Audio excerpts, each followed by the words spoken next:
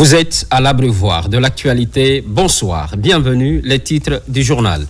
Chaîne des valeurs agricoles, tenue du 4e comité de pilotage de projet, il est question d'évaluer les réalisations de 2024 et surtout planifier les actions pour 2025 en financement de la Banque islamique de développement à hauteur de 40 millions de dollars. L'association Philo Cabral Fria apporte son soutien aux populations de la ville. Elle vient d'offrir au service des urgences de l'hôpital préfectoral un appareil de réanimation. Plus loin, l'équipe a fait plusieurs dons de livres. Religion. Des imams des 13 communes de la capitale se retrouvent. Une conférence islamique basée sur les principes du mariage religieux et l'observation de la lune de Ramadan. Le programme est initié par le département des tutelles. C'est tout pour le sommaire. Chaîne des valeurs agricoles, tenue du 4e comité de pilotage du projet. Je vous le disais à l'instant, il est question d'évaluer les réalisations de 2024 et surtout planifier les actions pour 2025. C'est un financement de la Banque islamique de développement à hauteur de 40 millions de dollars. Falilou Diallo. C'est l'heure du bilan à mi-parcours du projet de développement des chaînes de valeur agricole. Entre autres enjeux, redéfinir les périmètres d'intervention pour développer les différentes filières. D'où la tenue de cette 4e session du comité de pilotage. Ce projet, il vise à faire exécuter 12 filières dans 27 préfectures de la Guinée. Je répète, des filières du secteur agricole. Et donc qui va en parfaite ligne de pilier 1 de Simandou 2040 qui concerne le secteur de l'agriculture, de l'industrie et du commerce. Cette 4e session se veut une plateforme d'évaluation du bilan des activités 2024 du dit projet, tablé sur le niveau de mise en œuvre des recommandations de la 3e session, mais surtout planifier les actions pour 2024. Mais c'est pour dire que la 4e session va se pencher sur d'abord l'exécution du budget de 2024 et les prévisions de 2025, ainsi que parler des relations de partenariat avec le bailleur de fonds qui est la Banque islamique de développement, en vue de réajuster certains éléments dans le projet, au-delà même de la fin du projet, qui pourrait être prorogé avec la Banque islamique de développement, et que le gouvernement guinéen puisse continuer ce projet qui est extrêmement important dans le développement agricole de la Guinée. En ligne de mire, 12 filières agricoles seront ainsi développées dans les différentes régions du pays, avec à la clé la réalisation des infrastructures pour faciliter le transport et la commercialisation des produits locaux, la fourniture des intrants de qualité et des formations aux acteurs du monde rural, mais aussi l'accompagnement des entreprises agricoles et organisations paysannes. À la Société des eaux de Guinée, une pratique malsaine à la peau dure. Il s'agit du vol et du vandalisme. Ces agissements touchent directement les installations techniques. Cette semaine, un malfrat a été appréhendé dans la commune de Lambagne en train de couper les câbles d'alimentation des forages, et c'est la desserte en eau potable qui prend un sérieux coup des difficultés que traversent les populations. Nabi Kamara. La Société des eaux de Guinée, toujours confrontée au vandalisme de ses installations dans les différents sites de production d'eau potable ici à Conakry et à l'intérieur du pays. Un phénomène qui prend de l'ampleur au point de compromettre le fonctionnement normal de cet établissement public. Essentiellement aujourd'hui, ce sont les câbles qui font l'objet d'assez de convoitises et donc qui font l'objet de vandalisme. Et figurez-vous, le dernier cas en date qui est hier, c'est sur un linéaire de près de 40 mètres qu'un voleur a été appréhendé. Les gens sont sans état d'âme et ils s'attaquent aux installations. Sans oublier le coût d'achat et de mise en œuvre de ces installations coûte des milliards, mais eux, c'est pas ce qui les intéresse. Donc c'est un véritable manque de civisme, une agression substantielle et à très grande échelle à laquelle la SEC est confrontée. Et dont l'incidence fâcheuse se répercute sur la qualité du service de fourniture d'eau potable. Le sabotage des installations techniques et le vol des pièces essentielles pour la production de l'eau potable sont devenus récurrents à la Société des eaux de Guinée. Le dernier cas remonte en début de semaine à Kobaya, dans la commune de Lambagne. C'est un certain Aboubakar Sako, que vous voyez ici en image, qui a été appréhendé en train de déterrer les câbles qui alimentent les forages en énergie électrique pour donner de l'eau potable aux ménages de Conakry. Nous sommes sur le site de Kobaya, c'est la station de production d'eau potable qui abrite 12 forages industriels de la SEG. Et ces 12 forages permettent de produire de l'eau pour un volume de 7000 mètres cubes jour et dessert plusieurs localités de Conakry. Nous avons des installations qui sont sur le site qui ont été vandalisées aujourd'hui. Et parmi ces installations, nous avons 2 forages industriels qui ont été victimes de vandalisme. Sur ces 2 forages, on a constaté effectivement que le FK7, le coffrage a été attaqué, les câbles ont été sectionnés, le forage F8, FK8 aussi qui a aussi son câble qui a été déterré sur 40 mètres linéaires. Son fourreau a été sectionné à plusieurs niveaux. Qui parle de l'eau, parle de la vie. S'il n'y a pas l'eau, la population, par mécontentement, sera dans les rues. Donc ces gens-là, ils n'ont qu'à se tenir prêts.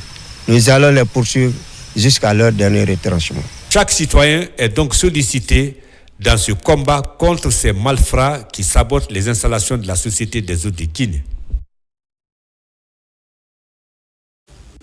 Par ailleurs, un concept taraude les esprits. Il s'agit de l'évaluation environnementale, une nécessité pour la plupart des projets d'envergure, mais aussi durable. La situation est prise au sérieux par les spécialistes. Des échanges s'enchaînent pour mieux appréhender le concept et ses enjeux. Mamadou Alpha Baldé. Favoriser un développement durable dans tous les domaines à travers des plans de gestion environnementale et sociale bien élaboré, l'Agence guinéenne d'évaluation environnementale renforce les capacités de ses comités techniques d'évaluation environnementale. Le CTAE constitue une institution pour nous, côté technique et scientifique, pour valoriser les projets selon les sites. Le plus grand niveau que nous souhaitons, c'est donner une valorisation aux études depuis le cadrage jusqu'à la validation et la délivrance même, dont les paysages constituent l'élément de travail tout au long du projet. Avec l'assimilation de ces nouveaux outils, ces spécialistes de l'évaluation environnementale se donnent ainsi les moyens de mieux appréhender les enjeux environnementaux avant, pendant et après les projets de développement. Parce que pour pouvoir après dire si le projet mérite une autorisation environnementale, il faut qu'eux soient capables d'aller puiser à l'intérieur et être certains que tous les éléments nécessaires pour que ce projet puisse se faire sans avoir des impacts sur le milieu, les impacts négatifs, je veux dire, sur le milieu, soient pris en compte et gérés et suivis. Gérés parce qu'ils vont regarder le plan de gestion environnementale et sociale. D'abord, est-ce que tous les impacts importants ont été identifiés? Ensuite, est-ce que des mesures ont été apportées pour ces impacts? Considéré comme un scandale géologique et même agricole, la Guinée entend se tourner vers un développement principalement orienté vers le strict respect des normes environnementales. Favoriser un développement durable dans tous les domaines à travers. L'association Philo Cabral Fria apporte son soutien aux populations de la ville. Elle vient d'offrir au service des urgences de l'hôpital préfectoral un appareil de réanimation. Plus loin, l'équipe s'est rendue à la bibliothèque préfectorale où elle a fait don de plusieurs livres. L'objectif est double, assister les malades et encourager la formation des jeunes. Bakary Bamba Condé, explication. En Guinée, l'accès aux soins de santé et à l'éducation reste un défi majeur. L'association Philo Cabral Fria se mobilise pour apporter un changement significatif en offrant des équipements sanitaires à l'hôpital local et des livres aux élèves de la préfecture de Fria. Cette organisation non gouvernementale s'inscrit dans un esprit de solidarité et d'engagement envers les communautés pour leur redonner de l'espoir. C'est vraiment dans le souci d'améliorer la prise en charge des populations de Fria. Je dois aussi offrir aux écoles de Fria plus de 300 livres, cela pour garantir un accès égal à l'éducation et à la santé à tous les enfants de Fria. L'hôpital préfectoral bénéficie ainsi d'un défibrillateur. Il s'agit d'un outil vital dans la lutte contre les arrêts cardiaques. Ce défibrillateur va améliorer la qualité de prise en charge des personnes qui viennent en urgence pour améliorer leur pronostic de survie face à leur affection qui les amène au niveau de la maternité. Plus de 300 livres, toutes sciences confondues, sont remis à la bibliothèque préfectorale. Ces documents doivent renforcer la motivation des bénéficiaires et accroître leur confiance en eux et leur désir de participer activement en classe. Ces livres-là vont nous permettre d'améliorer l'enseignement-apprentissage dans la préfecture de Fria et dans nos écoles au bénéfice de nos élèves. Par ce geste, l'association amicale Cabral Fria rappelle à chacun que la solidarité est une force collective.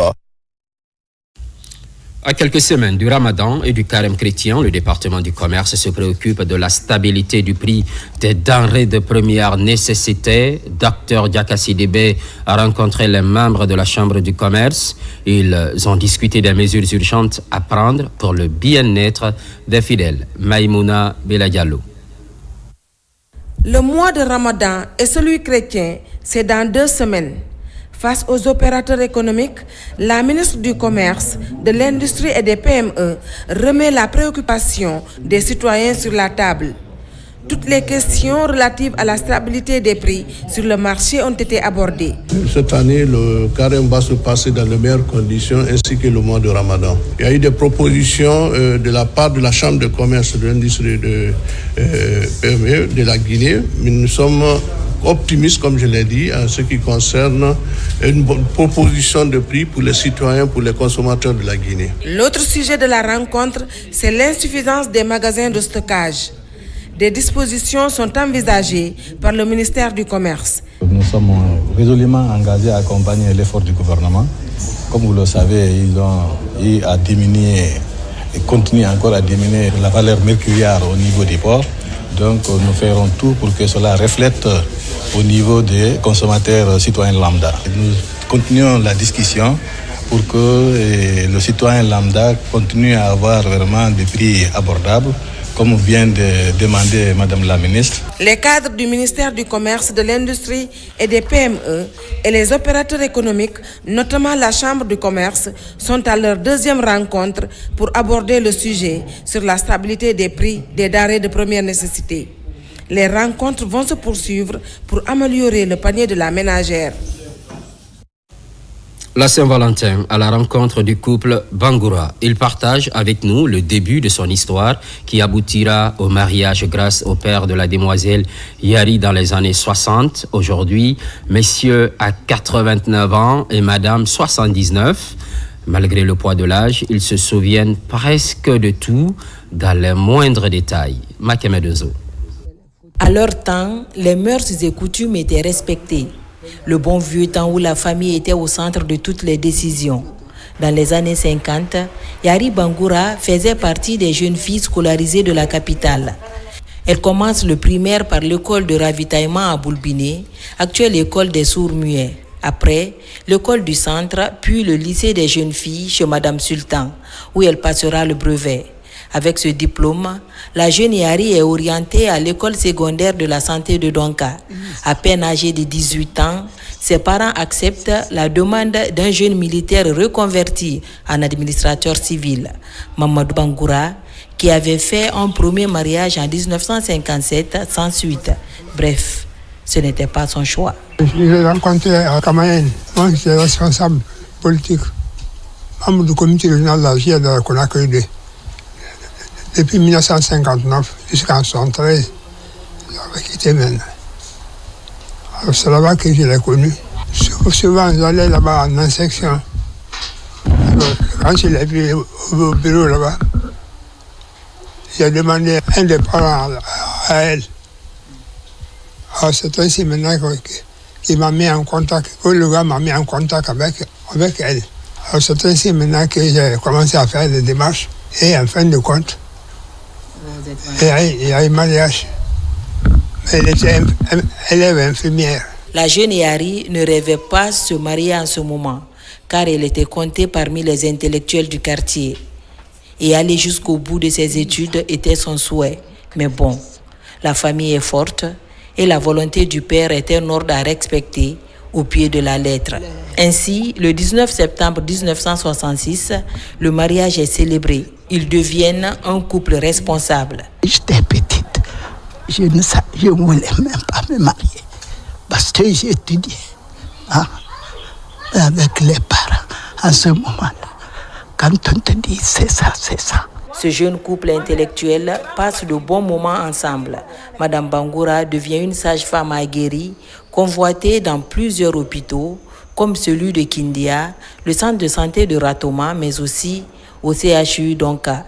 Et son époux, toujours entre deux avions en mission étatique. Elle était à l'école. Je n'étais pas souvent tranquille. J'étais en activité politique. Parce que je suis allé jusqu'à Cuba, dans le cadre de la conférence continentale. C'est membre du comité régional de la GIA de Conakry 2. Conakry 2 commençait de Tombo jusqu'à la limite Conakry 2 du Breka et jusqu'à la limite de Conakry 2 et Koya, au barrage. Alors c'est supervisé par nous. Ils ne rentrent pas. Les politiciens de Sékou Touré, de la permanence vers minuit ou bien ça trouve déjà que nous sommes rentrés quoi. Après 59 ans de liens sacrés, aujourd'hui le couple Bangoura est fier de l'éducation de leurs 3 enfants. Ils vivent dans leur concession entourés de leurs enfants et petits-enfants qui leur accordent un maximum de respect. Ces 2 vieux tourtereaux se battent contre le poids de l'âge.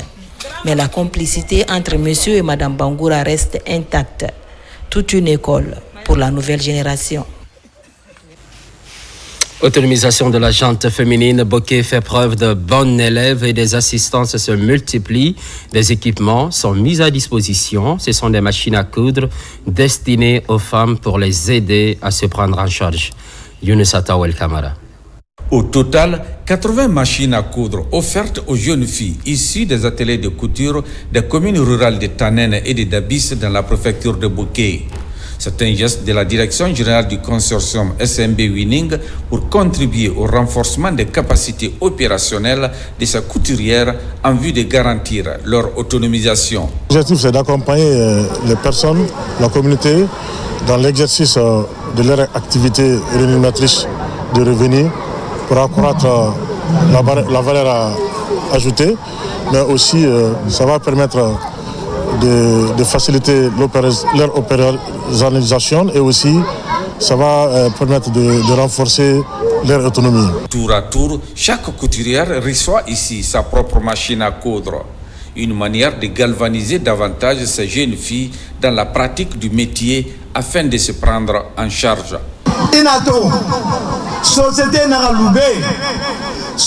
Les autorités communales de Tanéné sont ravies de ce geste en faveur de nos filles. Avec ces machines, elles peuvent bien pratiquer ce métier. Vraiment, nous, les parents des bénéficiaires, nous remercions vivement la SMB pour ce geste. À travers ce don, la Direction générale de la SMB entend renforcer le bon voisinage avec la communauté riveraine de ces 2 communes rurales de la préfecture de Bokeh. Le centre Sogué des aveugles et malvoyants et l'école des sourds-muets sont 2 établissements spécialisés dans l'éducation et la formation des personnes atteintes de handicap. Ils viennent de bénéficier de bus scolaires. Ces engins permettront de transporter les élèves de la maison à l'école et vice-versa. C'est un geste du général d'armée Mamadi Doumbouya qui, en 2022 également, avait doté ces structures de plusieurs bus. Mohamed de Camara, Alkali Kobele Keita. Les conditions de ramassage et de transport des élèves porteurs de handicap connaissent une amélioration à Conakry. 2 minibus de 18 places viennent renforcer le parc automobile des écoles spécialisées du centre Sogué des aveugles et malvoyants de Taouya et l'école des sourds-muets de Boulbiné. C'est un don du général président Mamadi Doumbouya qui place le social au premier plan des défis à relever dans cette transition. Un engagement humanitaire qui fait de l'inclusion sociale des personnes vulnérables une réalité. Le premier bus nous a servi, nous a rendu beaucoup de services et vraiment nous sommes très contents. Mais nous ne serons pas restés comme ça là, sans remercier d'abord notre ministre, à travers elle, remercier son excellence le président de la République, vraiment pour l'effort qu'ils fournissent pour cette école. Un ouf de soulagement pour les parents et pour les élèves, le personnel aussi également. On avait eu un premier bus, donc, mais l'effectif à cause de ce bus-là, les sourds-muets sont venus en grand nombre. Aujourd'hui, l'école compte un effectif de 245 élèves, donc 85 filles. Un seul bus. Donc, vraiment, c'est quelque chose qui me tenait au cœur. Mais Dieu a fait qu'aujourd'hui, l'autorité vraiment s'est battue pour nous doter d'un deuxième bus. Dans la même logique de l'amélioration des conditions d'existence des personnes vulnérables, le gouvernement guinéen offre une quantité importante de produits pharmaceutiques aux personnes âgées. Le lot sera géré par l'unité de gériatrie du Centre de formation sociale appliquée Jean-Paul II. C'est réellement un grand soulagement. Parce que nous, les personnes âgées, nous sommes très fiers de président de la République. C'est lui seul qui nous a prouvé que nous méritions, il y a longtemps, ces produits-là. Monsieur le président de la République, en 2022, il a offert 2 bus. Cette année, dernièrement encore, il vient d'offrir 2 bus.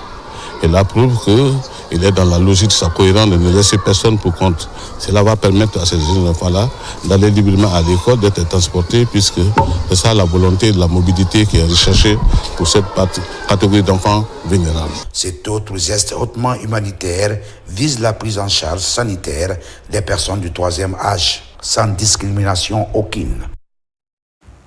Bientôt, le mois saint de Ramadan des imams des 13 communes de la capitale se retrouve. C'est une conférence islamique basée sur les principes du mariage religieux et l'observation de la lune de Ramadan. Le programme est initié par le secrétariat général des affaires religieuses à travers la Direction nationale des affaires islamiques. Marwan Kamara. C'est une mobilisation des imams venus des 13 communes de la capitale et des secrétaires généraux de la Ligue communale. Ils participent tous à la conférence débat sur les principes des mariages religieux et l'observation de la lune du Ramadan. C'est un programme du secrétariat général des affaires religieuses à travers la Direction nationale des affaires islamiques. Comme vous savez que chaque début de Ramadan, c'est un point divergent en République de Guinée. Donc nous voulons mettre fin à ça. Chez le secrétariat général des affaires religieuses, sous l'approbation du président de la République, chef de l'État, le chef suprême des armées, le général Mamadi Doumbouya, qui doit déclarer le début du Ramadan et la fin du Ramadan. Et nous voulons que tous les musulmans observent cela. Ce qui concerne les principes du mariage, les religieux ont observé beaucoup de dysfonctionnements pour nos fidèles qui viennent pour faire les mariages dans nos mosquées. Les hommes et les femmes ne doivent pas être ensemble. Ils ne doivent pas s'embrasser dans une mosquée.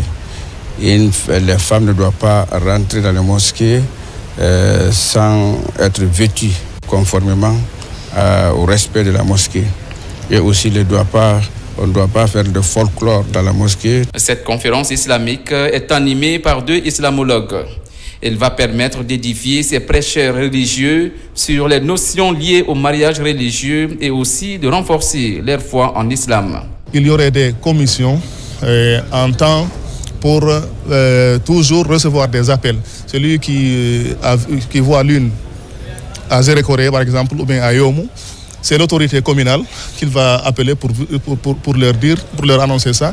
Et aussi, à leur tour, ils remontent l'information jusqu'au secrétariat général des affaires religieuses qui vont faire la communication là-dessus. Cette approche éducative appelle les fidèles musulmans à respecter les principes fondamentaux de l'islam afin d'éviter les contradictions.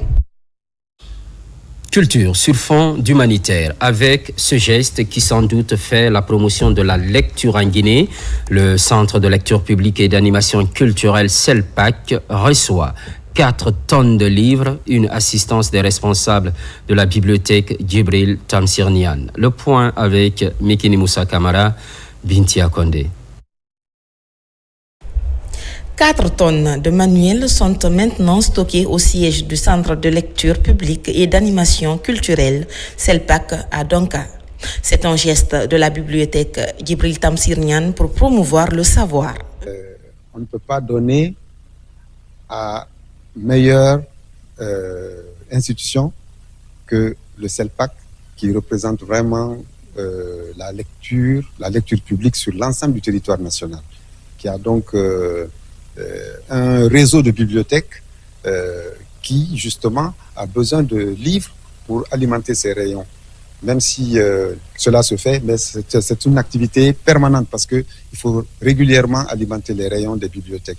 Donc, nous rentrons dans cette dynamique-là et pour nous, c'est un honneur et même un grand plaisir d'accompagner le CELPAC dans cette mission très noble de diffusion du savoir sur l'ensemble du territoire national, au profit justement de nos populations. Ce don contribuera à l'approvisionnement des rayons des librairies de la Guinée profonde. La croissance démographique est l'une des causes fondamentales de la pénurie de livres des zones rurales. Les autorités sont en train d'élaborer des stratégies pour mieux promouvoir l'industrie littéraire en Guinée. Le CELPAC est dans la dynamique de vulgarisation du livre comme le décret qui vient de le créer. Donc, nous sommes dans la vision du président de la République qui veut faire de la Guinée une nation de lecteurs. Donc, nous sommes en train de travailler pour que toutes les bibliothèques sur l'ensemble du territoire aient des livres de qualité. Parce que c'est en ayant des livres de qualité qui répondent au goût des lecteurs que la lecture peut se faire. Donc, nous sommes dans cette vision et nous sommes en train de nous battre pour que la vision soit traduite en action. Et aujourd'hui, comme vous venez de voir, la bibliothèque Djibril Tamsir Niane nous gratifie avec ce don de livres de 4 tonnes, mais qui répondent d'ailleurs à notre besoin, parce qu'ils ont respecté la charte du don des livres. Donc, au nom du ministre de la Culture, on leur dit merci, et sur l'ensemble du territoire, nous allons faire le dispatch de ces livres. Le CELPAC a pour mission principale de coordonner et d'animer les activités des bibliothèques en Guinée. Des efforts sont en cours pour faire de la Guinée une plate tournante de diffusion du livre en Afrique. C'est tout pour les infos. L'actualité se poursuit sur la Guinée, notre paradis, terre de richesse et d'innovation. Constante fidélité à toutes et à tous. À très vite.